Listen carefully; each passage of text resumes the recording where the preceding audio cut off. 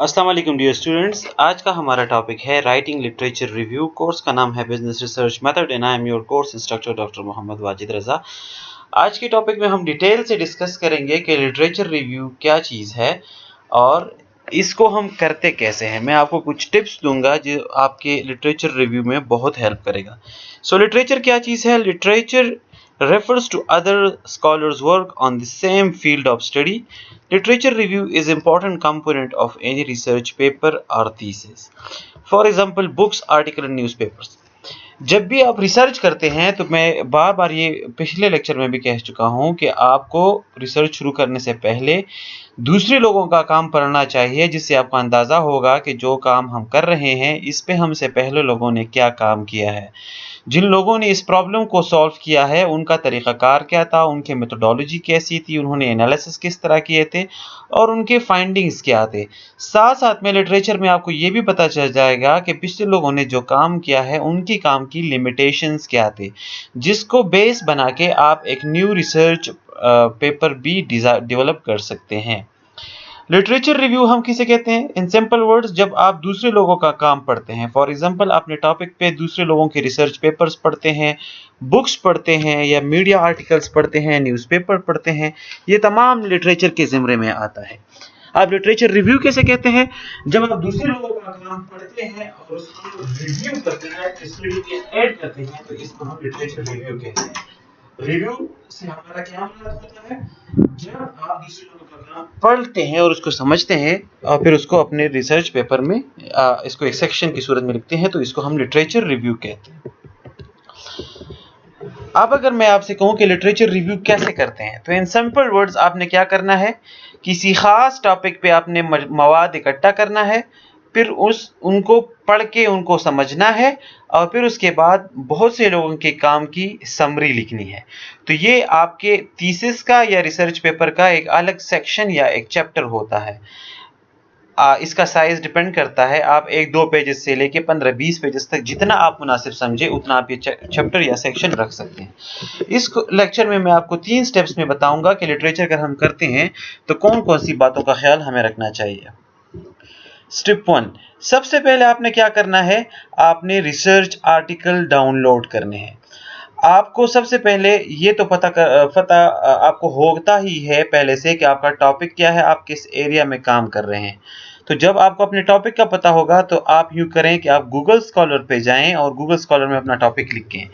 उससे रिलेटेड आपको बहुत सारे रिसर्च पेपर्स मिल जाएंगे। वो पेपर्स आप डाउनलोड करें और उनको अलग अलग फोल्डर में सेव करें।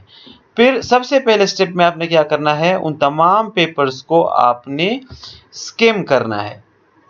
लेकिन इससे पहले एक और बात ज़रूरी बताता चलूँ कि जब भी आप लिटरेचर रिव्यू के लिए पेपर्स डाउनलोड करते हैं या किताबें डाउनलोड करते हैं तो आपको अपनी पूरी कोशिश करनी है कि क्वालिटी रिसर्च पेपर्स डाउनलोड करें।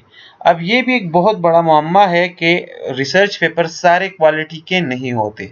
एथिकली सारे पेपर्स क्वालिटी के होने चाहिए थे, लेकिन इसमें बहुत से मसाइल हैं जिसकी वजह से आजकल आपको ऐसे रिसर्च पेपर्स भी मिलेंगे जिनकी क्वालिटी नहीं होती, जो फुली प्लेजराइज होते हैं। तो जब आपने रिसर्च पेपर डाउनलोड करने हैं तो सबसे पहले आपने इस बात को यकीनी बनाना है कि जो आप रिसर्च पेपर डाउनलोड कर रहे हैं उसकी क्वालिटी अच्छी हो। जब आप रिसर्च पेपर डाउनलोड कर लें तो आप उनको फोल्डर्स में अरेंज कर लें, टॉपिक वाइज अरेंज कर लें या डेट वाइज अरेंज कर लें, जिस तरह आपको आसान लगे। अब एक क्वालिटी रिसर्च पेपर को मैं कैसे आइडेंटिफाई करूंगा, ये एक बड़ा टेक्निकल क्वेश्चन है। अब अगर आपने एक क्वालिटी रिसर्च पेपर के बारे में पता करना है कि ये पेपर क्वालिटी वाइज अच्छा है या बुरा है, तो इसके बहुत से तरीक़ेकार हैं। जो इनिशियल रिसर्चर होते हैं उनको अक्सर ये पता नहीं चलता, और जब वो गूगल पे अपना टॉपिक लिखते हैं और शुरू में जो पेपर्स उनको मिलते हैं वो उन्हीं को पढ़ के उनको अपना बेस बना लेते हैं, जिनमें अक्सर ये होता है कि आप एक लो क्वालिटी के पेपर को बेस बना के अपना काम करते हैं, जो बाद में जाके आपके लिए बड़े मसाइल पैदा करता है। तो अब आपने क्वालिटी को चेक करना है तो सबसे पहले तो आप उसके नंबर ऑफ साइटेशन चेक करें। साइटेशंस क्या है? साइटेशन से मुराद है कि इस पेपर या इस किताब को कितने दूसरे लोगों ने अपने काम में इसका जिक्र किया है। सपोज आप एक रिसर्च पेपर लिख रहे हैं और आप अपने रिसर्च पेपर में मेरे किसी रिसर्च पेपर का जिक्र करते हैं या फिर फार्मा एंड फ्रेंच के रिसर्च आर्टिकल का जिक्र करते हैं, आप अपने पेपर में उसको रेफरेंस देते हैं, तो इस हिसाब से फार्मा एंड फ्रेंच के पेपर को एक साइटेशन मिल जाता है। जब मैं फिर कोई और पेपर लिखता हूं और मैं भी फार्मा एंड फ्रेंच को साइट करता हूं तो फार्मा एंड फ्रेंच के साइटेशंस 2 हो जाते हैं। इस तरह का कोई और बंदा लिखता है तो इस तरह उसकी साइटेशन 3 हो जाते हैं। आपने सबसे पहले क्या करना है, गूगल स्कॉलर पे जाके पेपर ढूंढना है और जैसे ही वो पेपर्स आपको मिले आप उनके उसके नीचे लिखा होता है नंबर ऑफ साइटेशंस।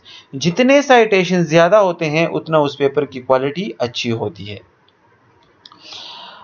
अब दूसरा साइटेशन के बाद जरूरी नहीं कि साइटेशन ज्यादा हो, यह भी हो सकता है कि पेपर नया लिखा गया हो, 1 साल या आधा साल उसको हो चुका हो पब्लिश हुए, तो इतने कम अरसे में शायद उसको ज्यादा साइटेशन ना मिले हो।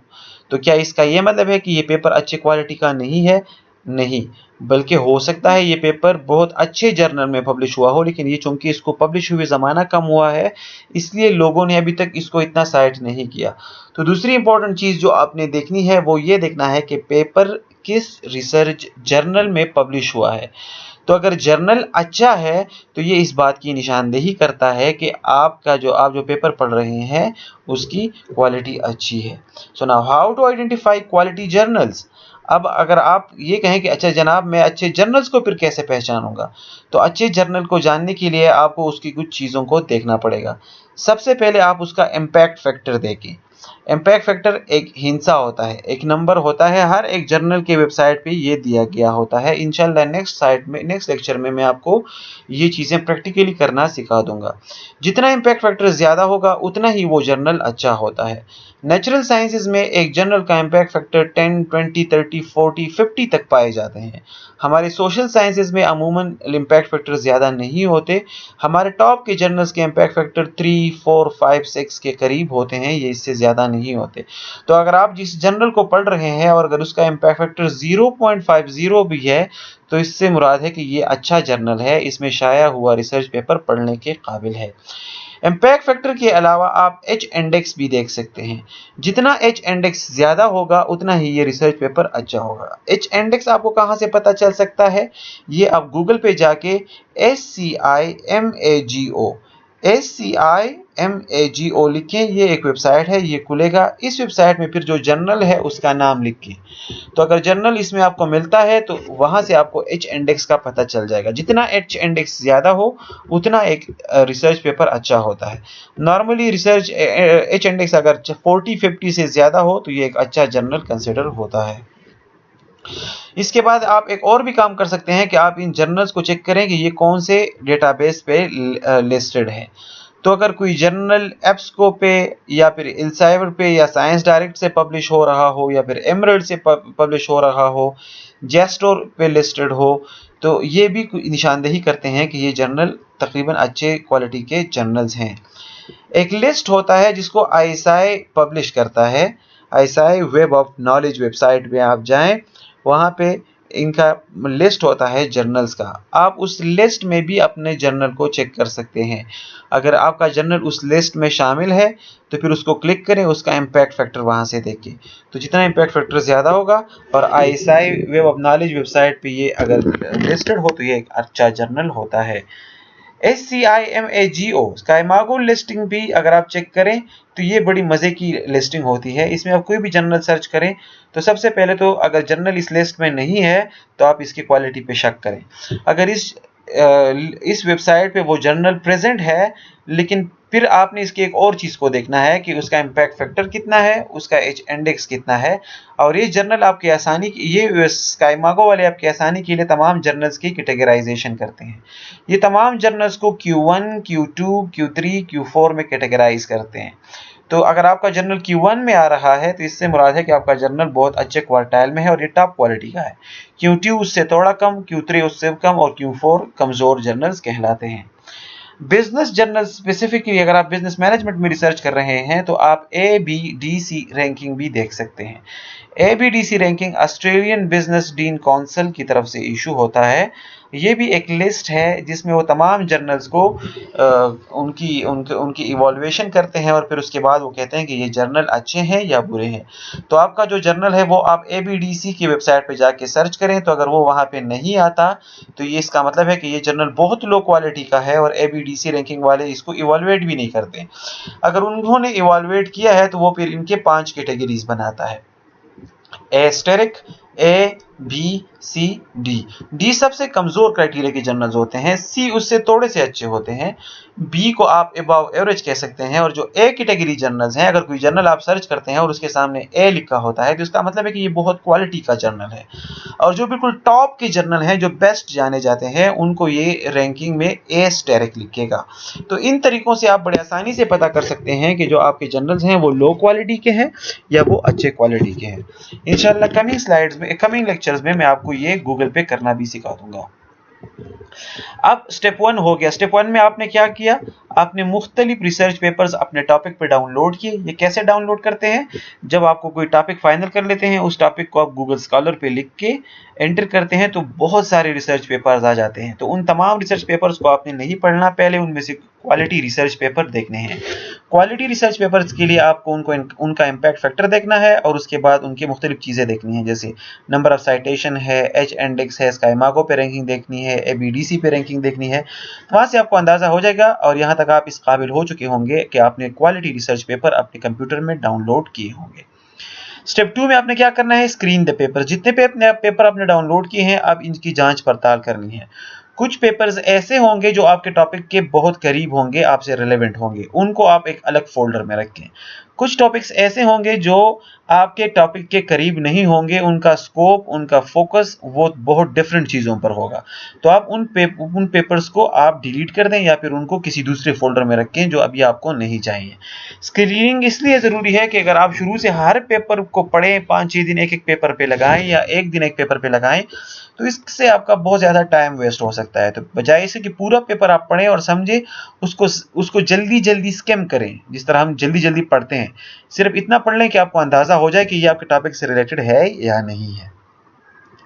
फिर जो पेपर्स आपने सेलेक्ट किए हैं जो आपके टॉपिक के बहुत करीब थे, फिर दूसरे स्टेप में आप उन पेपर्स को दोबारा पढ़ें और इस बार उन पेपर को डाइजेस्ट करें। डाइजेस्ट करने से मेरा मुराद है कि उनको गौर से और बहुत ज़्यादा तवज्जो से पढ़ें और वहाँ से उसको समझने की कोशिश करें कि ये पेपर करना क्या चाह रहे हैं, इनका ऑब्जेक्टिव क्या है।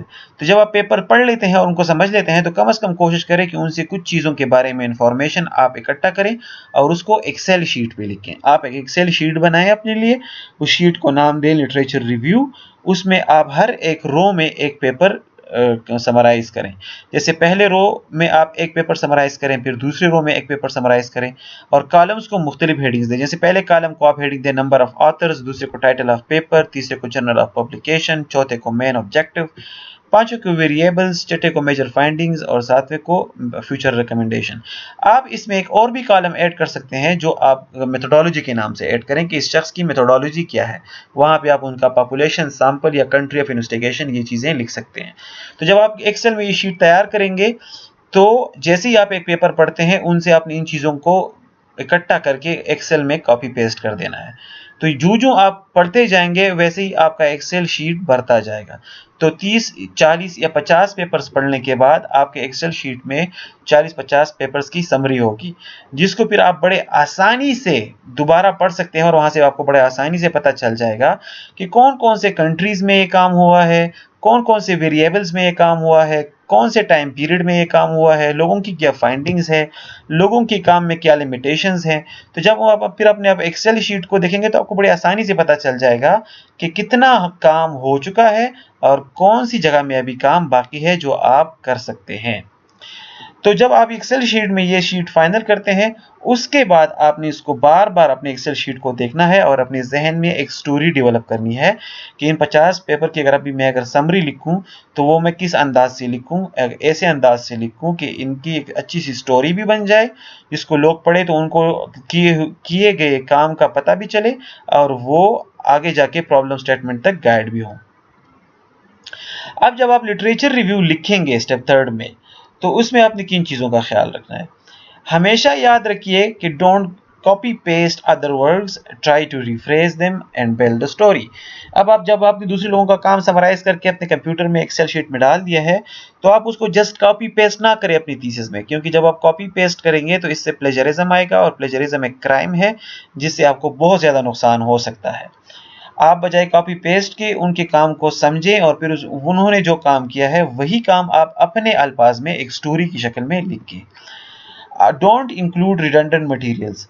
कोशिश करें कि रिडंडेंट मटेरियल ऐड ना करें। रिडंडेंट से मुराद है कि जो काम आप एक चीज़ को बार बार ना दोहराएं, रिपीटिशन ना करें, एक फ्लो मेंटेन रखें स्टोरी में, एक बहाव हो ताकि लोग उसको समझें और उसको पढ़ने में वो बोर ना हो, बल्कि दलील पे दलील उनको मिले।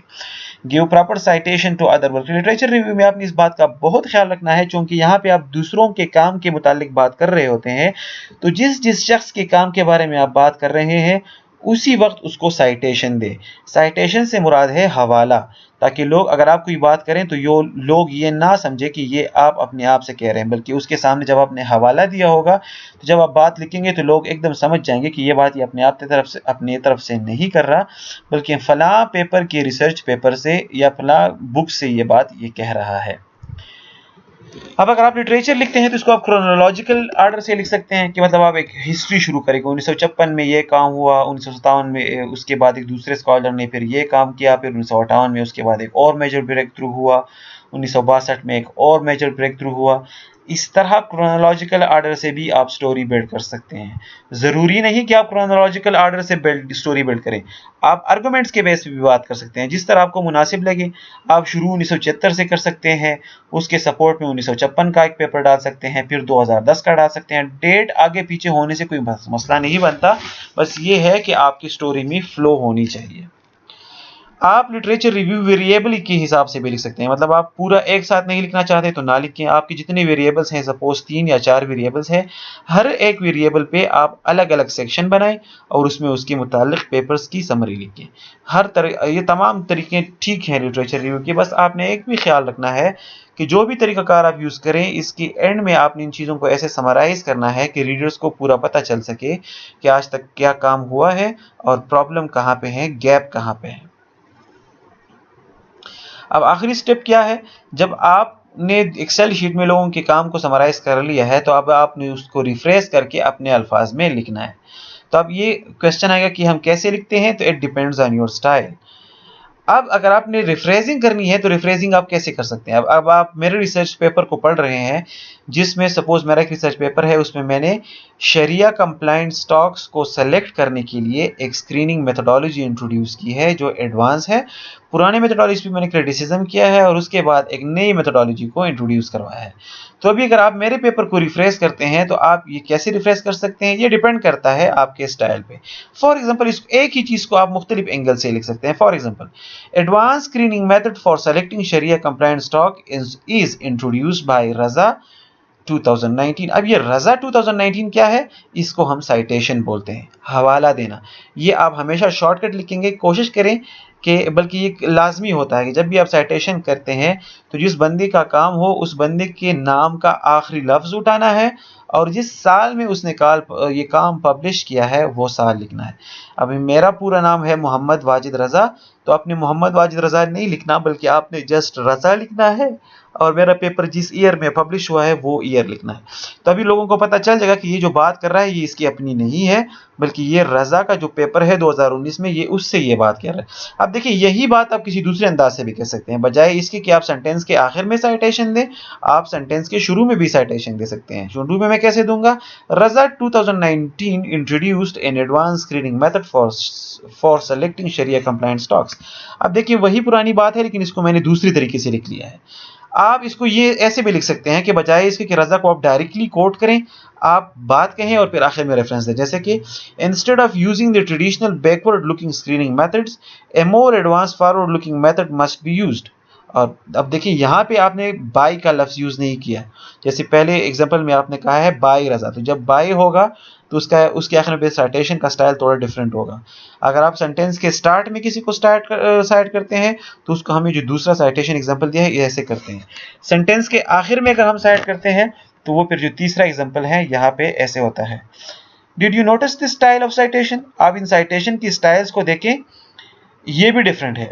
यहाँ पे तो मैंने ये बता दिया कि रेफरेंसिंग आप इन 3 तरीकों से कर सकते हैं, लेकिन रेफरेंसिंग के साथ साथ आप देखें साइटेशन का स्टाइल भी डिफरेंट है।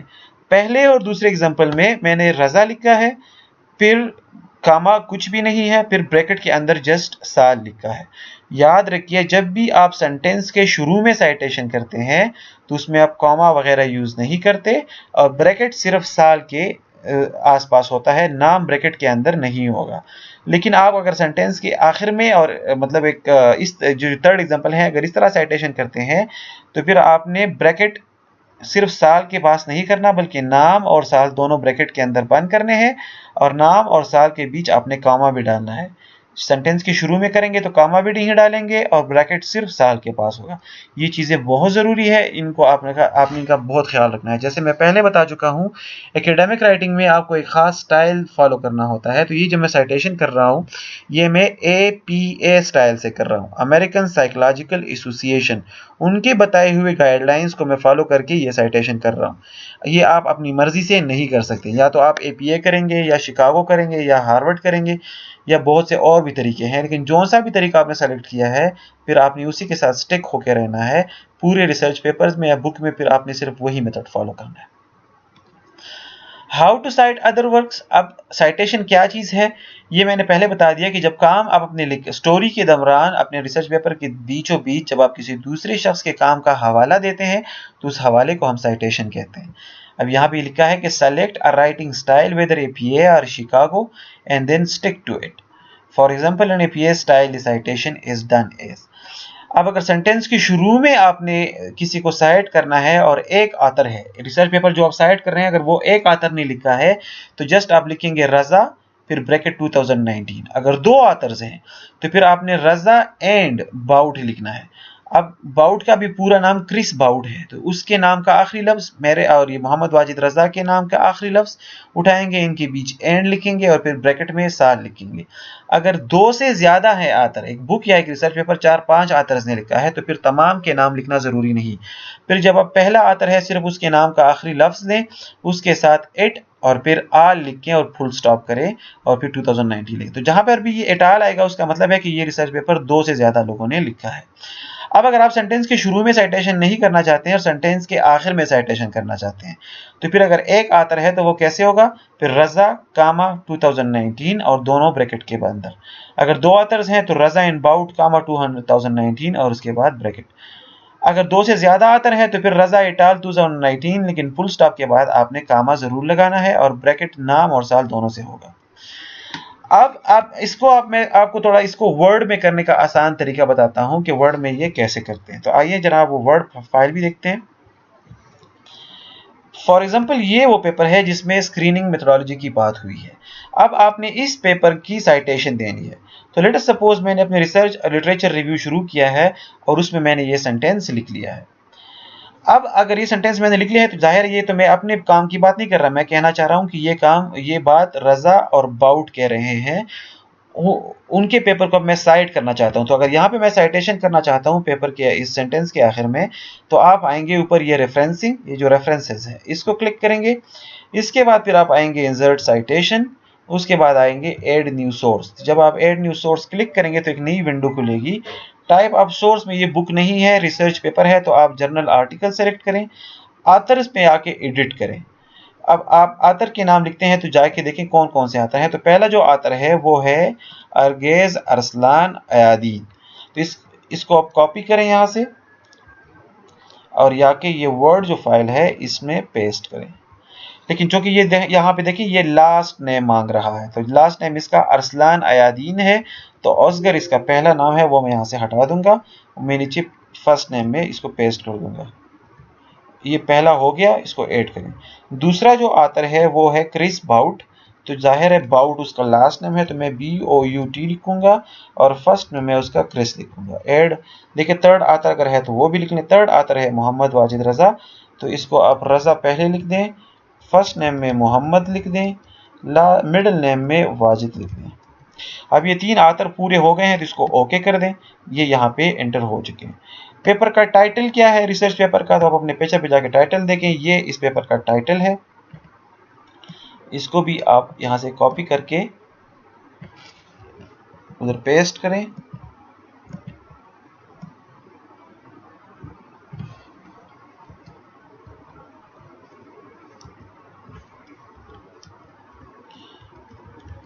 Avoiding interest based revenues while constructing false positive and false negative। Journal का नाम क्या है? तो जर्नल का नाम है the journal of portfolio management. The journal of portfolio management. ये याद रखिए, जर्नल का नाम लिखते हुए आपने हर अल्फ़ाबेट को, शुरू वाले अल्फ़ाबेट को कैपिटल लिखना है। कब पब्लिश हुआ है? तो ये 2019 में पब्लिश हुआ है। पेजेस, इसके पेजेस कौन से हैं? यहाँ पे आप देखिए, ये 2018 में पब्लिश हुआ है। इसको हम सही कर लेंगे। पेजेस हैं 136 से 143 तक। ये 2018 हो गया। 136वें पेज से लेके 143वें पेज तक ये है। फिर ये शो ऑल बिब्लियोग्राफिक फील्ड्स, ये भी आप क्लिक करें। इसमें बाकी चीज़ों को छोड़ें, जस्ट ये वॉल्यूम और इशू अगर है तो ये भी एंटर कर दें। तो यहाँ पे आप देखें, ये जो 44 और फिर 5 लिखा होता है, ये असल में आपको वॉल्यूम और इशू बताता है। 44 आपका वॉल्यूम है और 5 इसकी इशू है। तो वॉल्यूम में 44 लिखें और इशू में 5 लिखें। अब ये पूरे खाने फिल हो गए हैं, इसको ओके कर दें। अब ये देखिए, ऑटोमेटिकली इसने साइट कर दिया है अरसलान अयादीन कामा बाउट कामा एंड रजा। तो ये इसका साइटेशन आ गया है। इस तरह इसके बाद आप किसी दूसरे पेपर का जिक्र करेंगे, like similarly another paper written by, और फिर उसके नाम लिखेंगे, साइटेशन देंगे। अब अगर आपने कोई और पेपर लिखना है तो दोबारा इसको इंसर्ट करें। अब ये देखिए, अरसलान आयदीन ऊपर आ चुका है। अगर आपने इसी पेपर को साइड करना है तो ये दोबारा क्लिक करें। अगर ये पेपर नहीं है, नया पेपर है, तो इसको यहाँ ऐड न्यू सोर्स दोबारा क्लिक करें। आर्टिकल है तो इसमें एक मैं खुद से एक नाम लिखता हूँ, सपोज अशरफ का काम है, अशरफ, और उनका पहला नाम है दाऊद।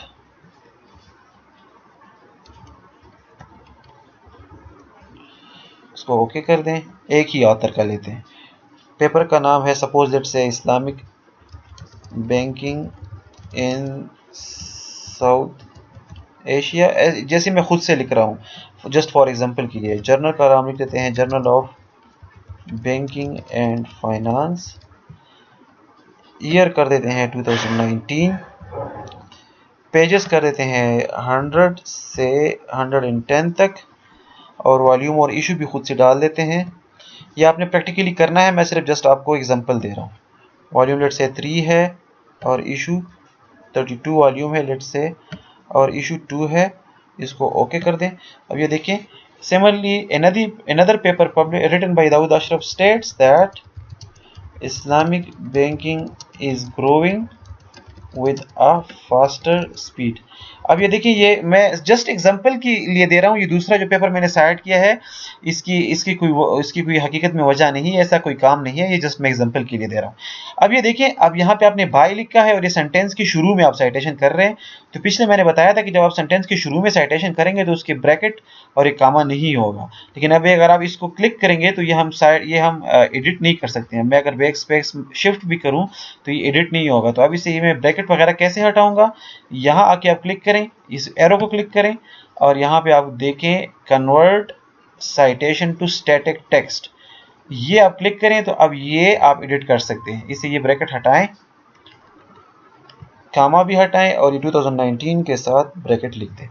इस तरह अगर आप इसको भी वो एटाल में कन्वर्ट करना चाहते हैं, यूपा वाला चूंकि 2 से ज़्यादा है, तो आप इसको क्लिक करें, साइटेशन को स्टैटिक टेक्स्ट में कन्वर्ट करें, अरसलान अयादीन, ये ब्रैकेट ये कामा ख़त्म हो जाएगा, इट आल ऐसे हो जाएगा, और ये बाउट और रज़ा भी यहाँ से ख़त्म हो जाएगी। तो ये देखें, ये हो गए। अब इस तरह से आप साइटेशन करते चलते हैं और फिर आखिर में जितनी साइटेशन होंगे वो आपके सारे पूरे हो जाएंगे। अब अगर इस पेपर को पढ़ते हैं तो अगर इसमें हम नीचे आके देखें तो ये आप ये देख सकते हैं कि मुख्तलिफ लोगों के साइटेशन हुए हैं। ये इस जर्नल के साइटेशन का क्राइटेरिया अलग है, इसमें हमने APA यूज़ नहीं किया, इसलिए ये साइटेशन आपको डिफरेंट नज़र आ रहे होंगे। लेकिन दिखाने का मकसद ये है कि पेपर के में आप साइटेशन देख लें। जब आप पेपर के आखिर में जाते हैं तो वहाँ पे आपको रेफरेंसिंग मिलेंगे। ये देखिए, जब पेपर के आखिर में आते हैं तो इसको रेफरेंसेस होते हैं, ये भी यहाँ पे आपको मिलेंगे। ये मैं इस पे आगे स्लाइड्स पे डिस्कशन करते हैं। लेकिन यहाँ हमने सीख लिया कि आप कैसे करते हैं साइटेशन को। अगर आप ये ख्वारी नहीं कर सकते हैं तो जो पेपर है वो आप गूगल स्कॉलर से सर्च करें, वहीं पे जाके आपको इसका बना बनाया APA का आपको साइटेशन और रेफरेंस मिल जाता है, वो आप डायरेक्टली कॉपी पेस्ट भी कर सकते हैं। इंशाल्लाह नेक्स्ट स्लाइड में जब आपको ये प्रैक्टिकली करके सिखाऊंगा तो वहां पे मैं आपको ये चीजें दिखा दूंगा। अब साइटेशन और रेफरेंस में फ़र्क क्या है? साइटेशन स्टोरी के दौरान जो आप चीज़ों का ज़िक्र करते हैं, जो हवाले देते हैं किसी के काम का, उसको हम साइटेशन कहते हैं। रेफरेंस स्टोरी के बीच नहीं होता, ये स्टोरी के आखिर में उसका पूरे डिटेल दिए होते हैं कि आथर्स कौन कौन से हैं, काम कौन सा है, किस जर्नल में है, ईयर कौन सा है, इशू कौन सा है, वॉल्यूम कौन सा है। तो ये आखिर में जो पूरा लिस्ट दिया होता है उसे रेफरेंस कहते हैं। एक पेपर को आप किसी दूसरे पेपर में 2, 3, 5, 10, 20 मरतबा भी साइट कर सकते हैं, कोई मसला नहीं है।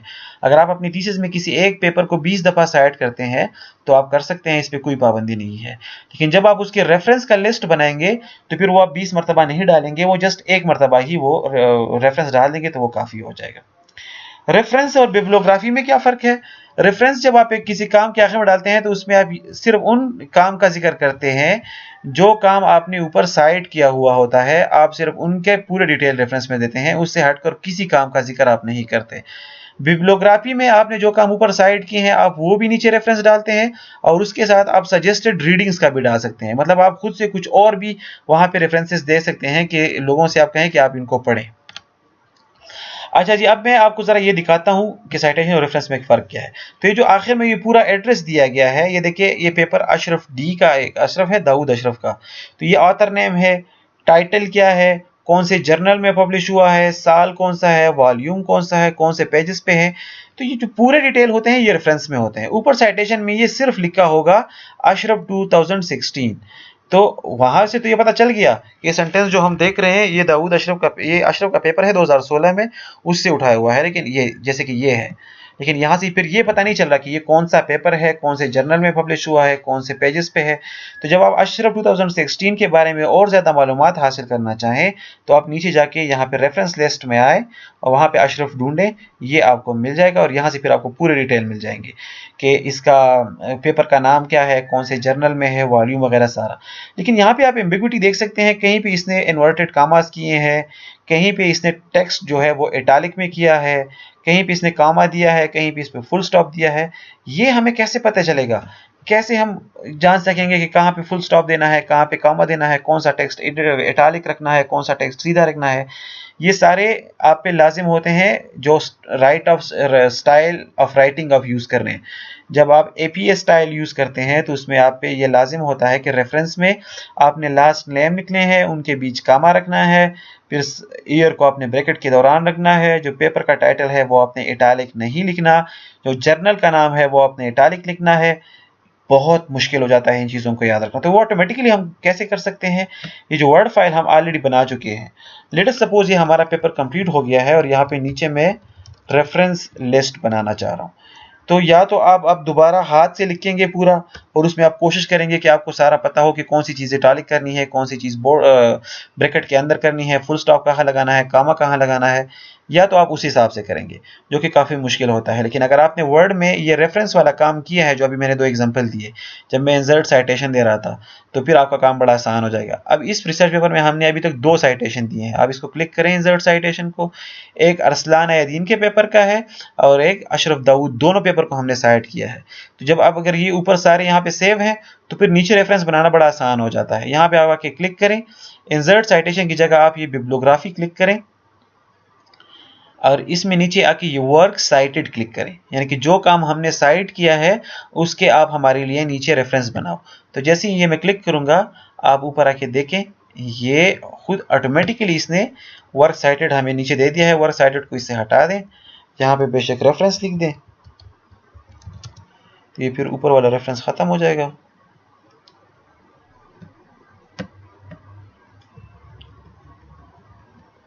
अब देखें, जो पहला पेपर है अरसलान अयादीन का, उसने ये सारा ऑटोमेटिक कर दिया है। लास्ट नेम लिख दिया है, फिर कामा, फिर फर्स्ट नेम का सिर्फ पहला लेटर ओ उठा लिया है।